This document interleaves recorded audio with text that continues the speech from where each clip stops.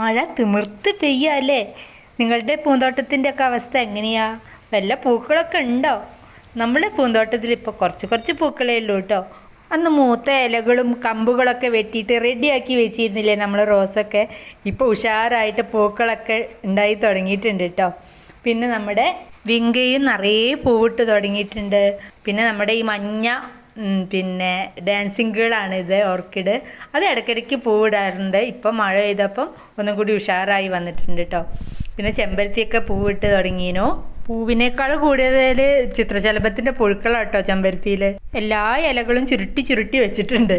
പിന്നെ പെൻഡാസ് പല കളറിലുണ്ട് കേട്ടോ. വൈറ്റ് ഉണ്ട്, പിങ്ക് ഉണ്ട്, പിന്നെ പിങ്കിൻ്റെ ഉള്ളിൽ ഒരു വെള്ള ഡോട്ടുള്ളതുണ്ട്. അങ്ങനെ കുറച്ചധികം പിന്നെ പെൻഡാസിൻ്റെ കളക്ഷൻ എനിക്കുണ്ട് കേട്ടോ.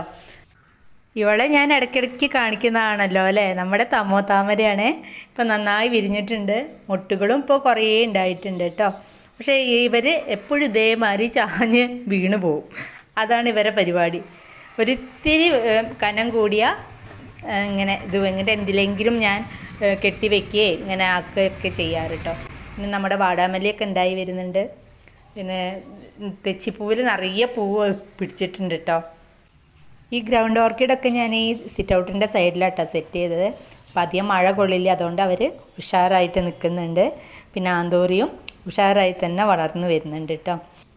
ആന്തൂര്യത്തിൻ്റെ 3-4 വെറൈറ്റി ഉണ്ട്. പക്ഷേ ഇപ്പം പിങ്ക് മാത്രമേ പൂവിട്ടിട്ടുള്ളൂ. പിങ്കാണ് ഇപ്പം അധികം പൂവിടാറ്. ബാക്കിയൊന്നും അങ്ങനെ പൂവിട്ട് കാണാറില്ല കേട്ടോ. അപ്പം നമ്മുടെ പൂന്തോട്ടത്തിലെ പൂക്കളുടെ വിശേഷങ്ങളും പിന്നെ കാഴ്ചകളൊക്കെ എത്രയേ ഉള്ളൂ കേട്ടോ. അപ്പോൾ എല്ലാവർക്കും ഇഷ്ടമായിട്ടുണ്ടെങ്കിൽ സബ്സ്ക്രൈബ് ചെയ്യണം, ലൈക്ക് ചെയ്യണം, ഷെയർ ചെയ്യണം. പിന്നെ നിങ്ങളുടെ വിലയേറിയ അഭിപ്രായങ്ങളൊക്കെ പറയണം കേട്ടോ. അപ്പോൾ ഇഷ്ടമായിട്ടുണ്ടെങ്കിൽ അതും കൂടി താഴെ ഒന്ന് കമൻറ്റ് ചെയ്യൂ കേട്ടോ.